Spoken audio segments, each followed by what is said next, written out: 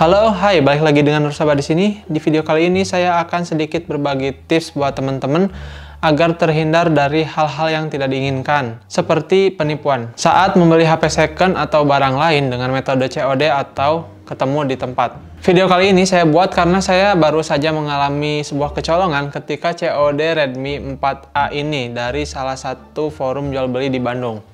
Saya nggak akan sensor untuk data penipu yang telah menjual Redmi 4A ini, agar teman-teman, terutama yang di daerah Bandung, lebih waspada terhadap orang ini. Ya, walaupun kemungkinan nanti si penipu ini bakalan ganti HP dan bahkan mungkin ganti akun Facebooknya, tapi harapan saya ruang untuk dia menipu lagi ke depannya akan semakin sempit. Jadi kronologinya, saya sedang mencari HP second murah di forum jual beli Bandung.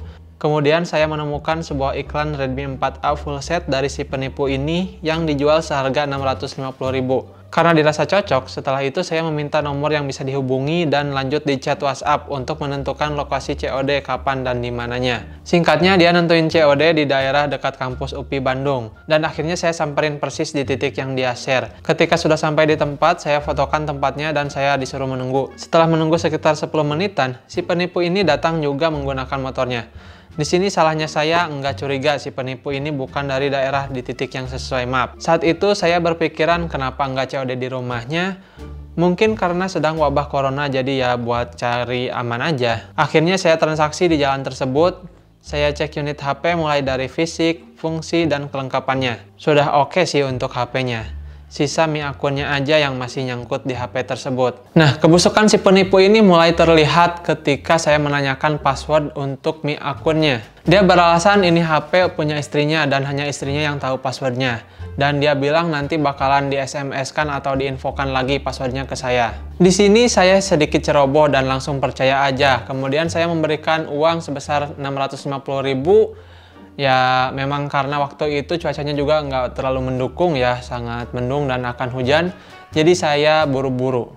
Karena nggak ada kabar lagi, besoknya di tanggal 29 April, saya coba chat lagi untuk menanyakan passwordnya. Dan nggak ada balasan sampai tadi saya coba chat lagi, ternyata WhatsApp saya sudah diblok dan cuma checklist 1. Saya coba telepon offline, nomornya masih aktif tapi selalu di-reject atau dibiarkan. Wah, ini sih orang emang udah niatnya jelek ya.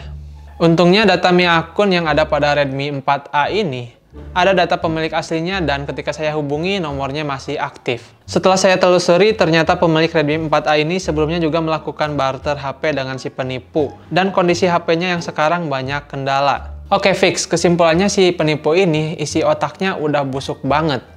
Jadi saya rasa harus dikasih pelajaran.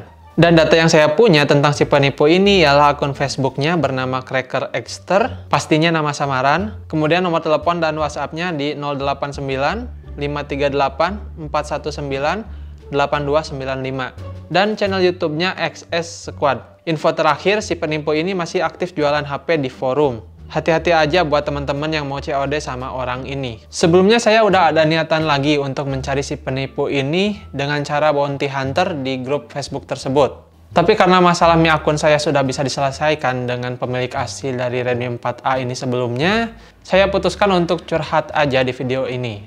Agak miris juga sebelumnya, padahal akun YouTube-nya punya subscriber yang terbilang cukup banyak dan naiknya cepet. Tapi kok jualan HP masih nggak jujur atau nipu?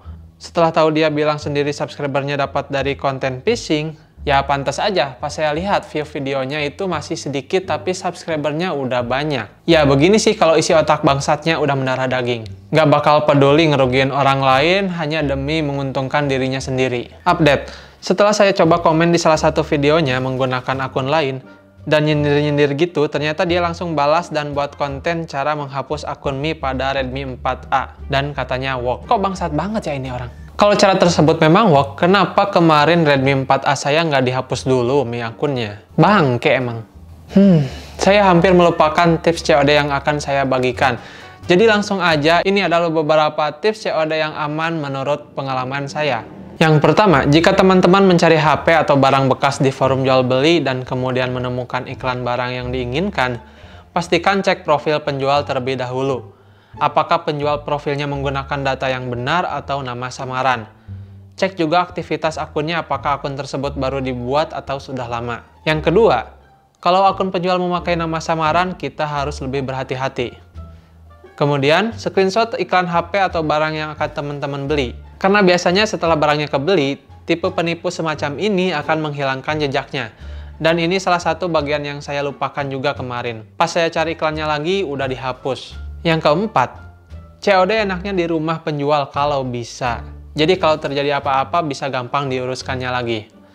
Kemudian yang kelima, kalau tidak bisa COD di rumahnya dan hanya bisa di luar, kenali dan simpan identitas si penjual. Nggak harus sampai meminta foto KTP. Cukup meminta foto muka orangnya aja dan kalau bisa data lain seperti plat nomor motornya. Buat jaga-jaga, untuk COD di tempat yang sepi atau masih asing, disarankan ajak teman buat temenin kalian. Yang ketujuh, untuk COD HP second, disarankan teman-teman bawa powerbank dan colokan kartu untuk tes fungsi HP yang teman-teman beli nantinya. Yang kedelapan, cek kondisi barang secara keseluruhan. Untuk HP bisa cek mulai dari fungsi standar seperti kamera, speaker, mikrofon, dan cek apakah ada akun yang masih nyangkut di HP tersebut atau tidak.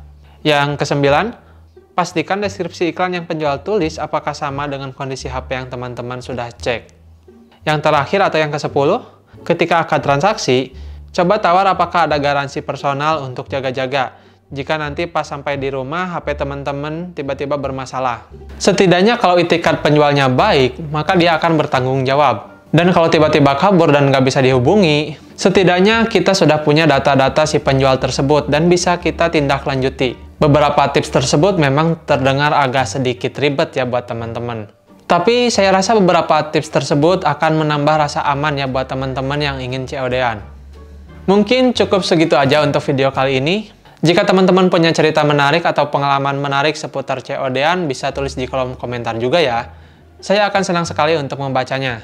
Dan juga bisa menjadi pembelajaran yang baru lagi untuk saya dan mungkin teman-teman yang membacanya juga. Sekian untuk video kali ini dan sampai jumpa di video selanjutnya. Bye-bye.